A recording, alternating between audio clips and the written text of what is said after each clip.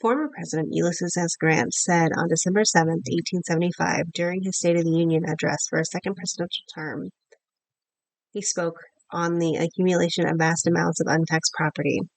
He said in 1850, church properties in the United States, which paid no taxes, municipal or state, amounted to about $43 million.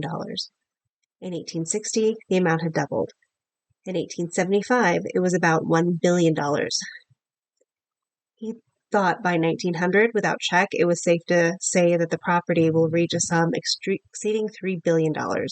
So vast a sum, receiving all the protection and benefits of government without bearing its portion of the burdens and expenses of the same, will not be looked upon acquiescently by those who have to pay the taxes.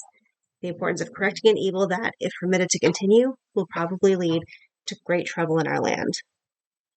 To date, there are 380,000 churches in the United States, 2,800 mosques, 1,000 Buddhist centers, and many more properties owned by other religious organizations. Church of Scientology owns $400 million in property, even though they only have about 30,000 followers. The Catholic Church owns $15 billion in the United States alone. In 2012, untaxed religious properties amounted to about $600 billion. Texas televangelist Kenneth Copeland owns a $7 million house, and he bought his wife a $200,000 car as a gift. In Texas alone, there are over 24 parsonages worth over $1 million. All of this money is completely free of property taxes.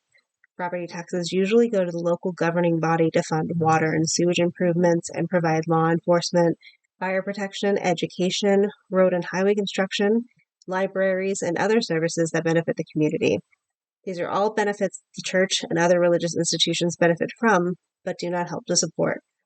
The thing that separates religious institutions from other nonprofit is that the services the religious institutions provide only benefit those who follow that specific faith.